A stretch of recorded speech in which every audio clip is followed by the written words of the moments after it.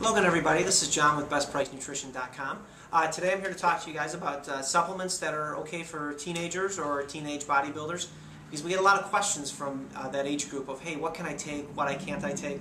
Well, before we get into that, one thing I want to touch on is that, it's always a good idea when you're under 18 to explain to your parents what you're taking, what you're going to take, because if you inform them of what you're doing, odds are it's going to be a lot better off for you. You're being upfront, and that's always a good approach. Plus, it gets you to research and really figure out what you're taking, because ultimately you should know what you're putting into your body, whether you're an adult or a teenager. But especially with teenagers, because your parents are, a lot of the times that they care, they're going to be skeptical and they're going to want to know. And the supplement market's somewhat new, so they may not be as hip to it. So, do some research, explain to them, hey mom, hey dad, I bought this protein powder. This is why I'm taking it. My coach says I should get here, there, and there. So today I'm going to give you some tips and to tell you what you can take and what you probably shouldn't take and should avoid. But just up front, it's always good to do your own research, because nobody cares about your own body more than you do. Plus, you have your parents to deal with at that age, so we've all been through that, so it's always good to get out there and keep them in the loop. So right away, starting off, supplements that you can take if you're a teenager, an example would be a multivitamin. Multivitamins are really good because in today's world, with the foods that we're eating a lot, they're devoid of a lot of vitamins because they're processed a lot. So what a multivitamin is going to do is it's going to fill in those gaps. Maybe you're missing some of those vitamins. Well, multi is nice because it fills in those gaps that you're missing in your diet. With multivitamins, something to consider, and again, you can go to any of these and get specific reviews from us. A lot of the products we have on our site, we've already done reviews on, so you can find out the more specifics. But the multivitamin, you're dealing with USP isolates, which is typically what you're going to see on most shelves, especially at like a Walgreens or a CVS, and sometimes those are synthetic too, so you want to avoid synthetics for sure. Food-based vitamins, where they use different food parts like broccoli powder or things like that. And then the newest is whole food vitamins. Two examples are like the Garden of Life Vitamin Code, New Chapter. These companies are making whole food multivitamins. So what they are is they're actually food. So your body recognizes them as food. So you can actually take them on an empty stomach without worrying about getting an empty stomach or getting an upset stomach or anything like that. So those are nice, and we're starting to see more research on how they're absorbed better, and your body just seems to know a little bit more what to do with them. Plus, there's more stuff in there. For instance, in an orange, yes, we know there's vitamin C, but there's a whole sort of allotment of other things that we just don't know that's in there that's really working well with our body. And these are actually fermented, organic, whole food multivitamins. So that's something else to consider when looking at a multivitamin. Next supplement that we'd recommend for a teen would be a protein powder or a post-workout supplement. Protein powders are great because everything you're made of, for the most part, is protein. Your hair, your skin, your nails, actin, myosin, collagen.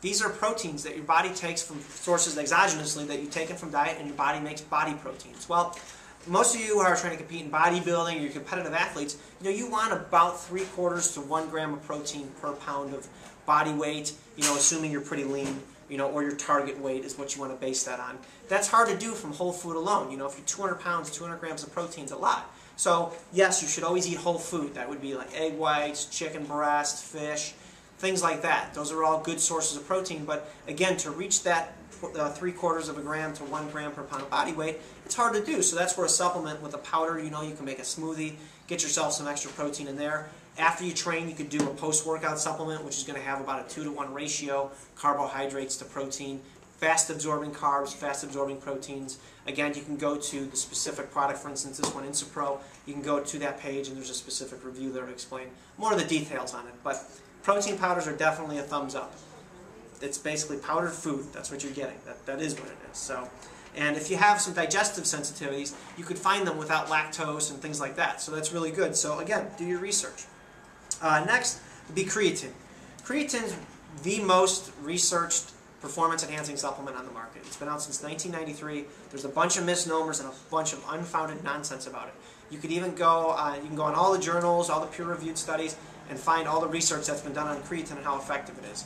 No, it's not going to liquefy your kidneys. Again, companies have no incentive to do that to you, number one.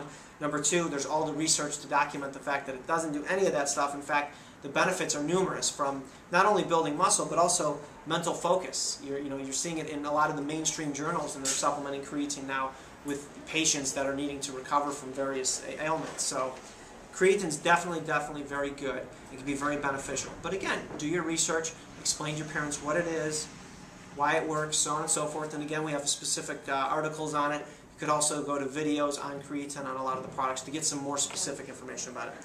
The next ingredient is beta-alanine. Beta-alanine is right there with creatine. Lots of research on it. Beta-alanine is going to buffer acids that is a byproduct of metabolism in your muscles. So when you're doing anything explosive with fast twitch muscle fibers, lifting, sprinting, things like that, your body builds up acid from breaking down lactic acid. So the acid that dissociates needs to be buffered. Well, beta-alanine naturally occurs in the body. Like creatine, your body does produce it, but also most of it comes from diet. Creatine, like we said, red meat and salmon, it'll never be banned because you'd have to ban red meat and salmon. Beta-alanine, chicken, turkey, these are all good sources of beta-alanine. Not a ton. That's why supplementing extra, you're going to get those extra benefits. And we've got a lot of research showing that they are very, very effective. So beta-alanine is another really good supplement that you can take. And it works similar to creatine in that it's going to work with those rate-limiting factors in anaerobic metabolism. Buffering acid, recycling ATP. Again, you can go to those products and find more specific information. Next would be a probiotic. Now, a lot of people will scratch their head and say, well, why would you have a probiotic in there? Well, probiotics are becoming more and more, I don't want to say popular, if you will, because they are becoming more popular, but we're realizing more and more because of research how important they are. If you're not healthy, I don't care how old you are, you're not going to be able to train as hard, you're not going to grow as much because your body's going to have to allocate resources towards other things besides building muscle. Because, as much as I hate to say it, your body's #1 goal isn't to build extra skeletal muscle tissue or help you perform athletically. It's to stay healthy and to survive. So if you fill in all those needs for your body can allocate more resources towards athletic performance and building muscle. Well, your GI tract, your digestive system, is the start of your immune system, everything that starts in your mouth. So if you have dirty hands, you're touching your eyes, putting in your mouth, yeah, you're more likely to get sick. Well, probiotics are little bacteria that live in our GI tracts. And if we can flood our GI tract with good, healthy bacteria, our immune system's going to be much better off. We're going to digest foods better. You know, a lot of the ailments we have resulted in the lack of some of these things in our diet. So it's nice that you can take a couple pills a day and get that good bacteria in your system to keep a good, healthy gut flora, help you break down your protein better, help keep your immune system working in top condition. And again, if you go to these specific supplements, we have some more detailed information on them. But probiotics are very important to us for anybody of any age. Next on that list, we have our essential fatty acids, or EFAs. Essential fats are, and anytime you hear the word essential, it means that we do not produce them. So you have to get it from an exogenous source, in other words, diet. So omega-3s, omega-6s are good examples, especially omega-3s are really what our diets are deficient in. You know, unless you're eating a lot of cold water fish, you're probably not getting enough. You know, a large portion of our brain is made of omega-3s. But again, if you're not giving your body those needs that it has, your body's not going to build muscles efficiently. Things just don't work as well in your body. You're going to get a little bit of chaos. So some good omega-3s. You want to be careful with omega-3s and which ones you pick. Because yes, you can go to the Costco and the CVS and you can buy $5 for 500 pills. But the fact of the matter is a lot of those are treated with organic solvents. They've been through heat treatments and pH changes, which, you know, really breaks down the effectiveness of the oil. So two real good companies off the top are like Minami and New Chapter. You'll pay a little bit more for those, but actually if you turn it over and you look at how much EPA and DHA, those are two specific types of omega-3s you get per pill, you're actually getting a lot more per dollar, so it's really not as much as it seems. Plus the quality of those fats is much better. And again, we can't really overstate how effective they are in not only mental acuity, but also in helping you build muscle, because again, you're filling in those needs that your body requires. So those are supplements that we would highly rank on things that teens can take. And should take. And if you do those things and you train hard, there's no exception for training hard, a good diet, and then you can fill in the rest with supplements. You'll grow. You'll definitely grow. You'll reach your genetic potential, which is really what you're after. And that would take care of the full equation. Now, there's certain supplements that teens should avoid. Pre-workouts, for example. You know what? At a young age like that, you don't want to become reliant on stimulants so young. It's not to say that they're these terrible things, because they're really not. At some point, stimulants in excess can become bad because, you can get sleeplessness, but we're talking exceeding like 500 milligrams of caffeine. If you're sensible about it, that's not going to happen. But really what it is energy is not the rate-limiting factor for your growth as a teenager. Don't get on the bandwagon of needing stimulants to work out. Trust me, you don't want to go down that road. You're better off just sticking with the basics. So try and avoid those until you're older, and even then, hopefully you can train without them, because that would be great, because you just don't have to rely upon them, and then you don't have to worry about building up a tolerance to stims and so on and so forth. So pre-workouts at this point in time, as a teenager, probably a good thing to avoid, and your money is much better spent on these things, because you should never put a pre-workout in front of any of these supplements, in our opinion, and that's based on research in terms of what's going to make you grow. Other things that teens should avoid are supplements that affect your endocrine system.